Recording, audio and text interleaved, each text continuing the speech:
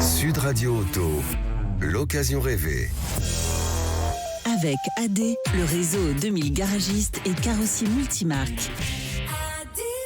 Sud Radio et ses partenaires de Mobility TV essayent pour vous un véhicule sur le marché de l'occasion. Dans quelques instants, on va essayer pour vous la Hyundai i20 avec nos 3 spécialistes que je vais vous présenter. Mais avant cela, parlons quand même de l'actualité du marché de l'occasion. Parmi les évolutions notables de ce marché, la part de véhicules d'occasion vendus par les professionnels diminue. Comment ça s'explique ? On en parle avec notre invité Guillaume Cazenave. Bonjour à vous. Bonjour. Directeur de la communication d'Optevon. Pourquoi la part de véhicules d'occasion vendus par les professionnels diminue ? Alors, elle diminue pour plusieurs raisons, mais la première, c'est que depuis 3 ans, on vend moins de voitures neuves. Donc, et les professionnels sont principalement positionnés sur le marché des voitures récentes, jusqu'à 8 ans. Et comme on a perdu depuis 3 ans avec le Covid, les difficultés de semi-conducteurs, de production, etc., en fait, on a un marché des voitures récentes qui plonge de quasiment 30%. Et donc, tout ça, c'était des voitures vendues par les professionnels. Et donc, il manquait de voitures à vendre. Et c'est notamment pour ça qu'on a un marché qui est en baisse chez les professionnels. Goulet d'étranglement, en fait.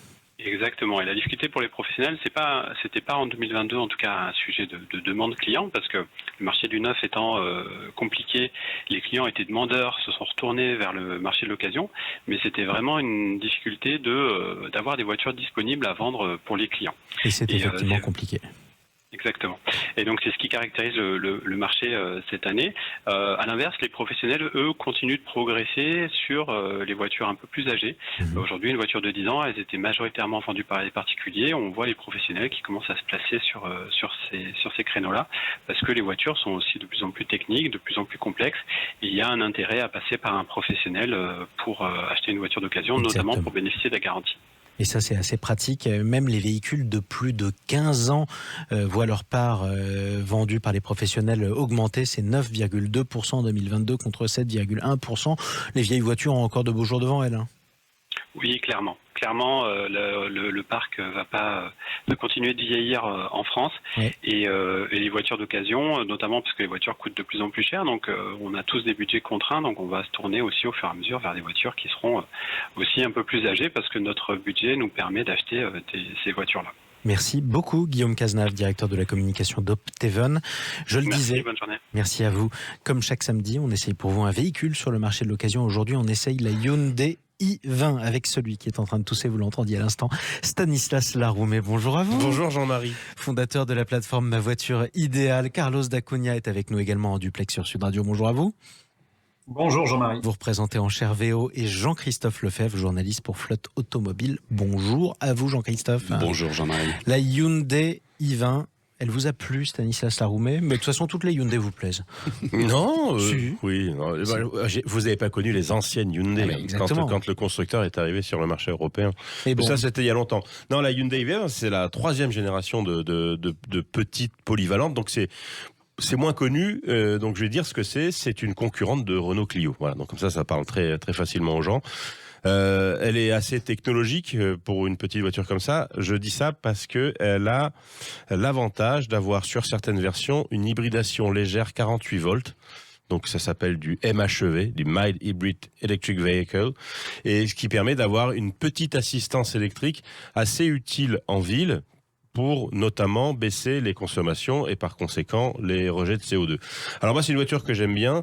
Je la conseillerais toutefois en occasion avec le 3 cylindres 1 litre turbo 100 chevaux plutôt que le 4 cylindres 1 litre 2 84 chevaux si je me trompe pas. Et c'est une voiture qui est aussi disponible avec une boîte robotisée à double embrayage et 7 vitesses. Donc ce que je disais, c'est une voiture assez technologique et généralement chez Hyundai, garantie 5 ans, ce qui est quand même pas mal. On est un peu sur la même tendance que les constructeurs japonais, c'est-à-dire une grande fiabilité, et ça, c'est très appréciable. C'est très appréciable, en particulier sur le marché de l'occasion. Ça part à quel prix, Carlos D'Acunha ? Aujourd'hui, le moteur 3 cylindres, effectivement, comme l'évoquait Stanislas, dans le réseau, on va trouver des voitures à 13 990 €. les 5 ans, les 100 000 km de garantie, donc ça fait des très belles autos.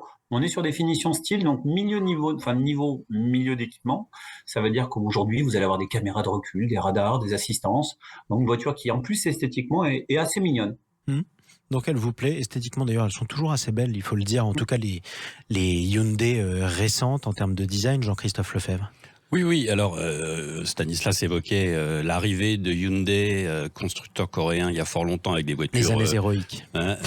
Pas très recommandables, surtout en matière de tenue de route. Mais aujourd'hui, pour se limiter aux 2 dernières générations de la i20, c'est une voiture totalement recommandable qui s'est bien vendue, qui se vend toujours très bien. Donc il y a de la disponibilité à confirmer, mais je pense qu'il y a de la disponibilité. Après, sur les motorisations, effectivement, le 3 cylindres est très très très agréable, même s'il n'est pas super hybridé, surtout avec sa boîte double embrayage. Moi, j'ajouterais quand même qu'elle est vraiment concurrente d'une 208, Peugeot 208 et d'une Clio de chez Renault, pour la simple et bonne raison qu'elle offre exactement les mêmes prestations, les mêmes services, et qu'il ne faut pas hésiter à aller sur ce type de véhicule en VO, surtout qu'il y a eu, et il y a toujours donc pas mal de disponibilité. Les entreprises ont souvent acheté ce genre de véhicule parce que les mensualités, le prix d'achat était inférieur aux concurrentes hexagonales pour exactement le même service et la même fiabilité et les 5 ans de garantie. Donc ça, c'est quand même pratique. Parlons de l'agrément de conduite avec celui qui adore repousser leurs limites, Stanislas Laroumet. Oui, non, mais attendez, je vais vous dire. Comme on le disait, oui, les Hyundai en 20-30 ans ont énormément progressé. De toute façon, ils n'avaient pas le choix. Non, c'est une voiture tout à fait fréquentable, avec une bonne tenue de route, un comportement routier très plaisant. C'est vrai que nous, Français, on a quand même la spécialité de faire des châssis très affûtés et une Renault Clio. C'est quoi un châssis très affûté pour C'est un châssis à la fois dynamique avec un train avant qui est ancré au sol et une direction qui est d'une précision diabolique et même parfois un petit peu de vivacité du train arrière, ce qui permet ça ajoute à l'agrément de conduite. Enfin, encore une fois, le commun des mortels. Plus précis, plus nerveux. Et puis ça sert aussi la sécurité. Par exemple, si vous arrivez trop vite dans un virage, et que vous dites oulala, je vais sous-virer, c'est-à-dire aller vers l'extérieur du virage, avec une voiture qui a un très bon châssis et évidemment des bons pneus, parce qu'il faut toujours rappeler quand même que le pneumatique est un des éléments de sécurité primordial sur une voiture. Eh bien, vous remettez un petit coup de volant vers l'intérieur du virage, et si la voiture est bien conçue avec un bon châssis et des bons pneus, elle va vous accompagner et enrouler le virage comme il se doit. J'ajouterais le confort. Un châssis affûté se doit d'être confortable, ce qui est aussi souvent le privilège des productions françaises. Or, chez Hyundai, cette i20 par exemple, elle est relativement affûtée, on va dire, mais elle est aussi très confortable, ce qui est assez rare en dehors de nos contrées, bien qu'elle soit fabriquée et conçue en Europe.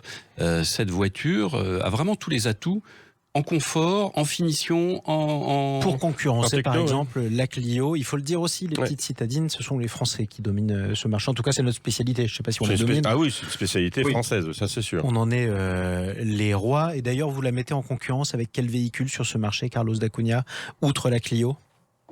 Aujourd'hui, en termes de marché, aujourd'hui vous avez 208. On parle souvent des citadines françaises.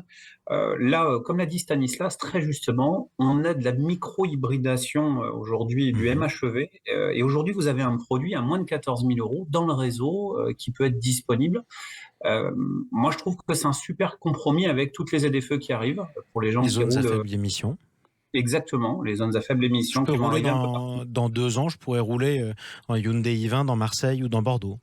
Exactement, tout à fait. Et pour un budget qui aujourd'hui n'a pas de concurrence, en fait.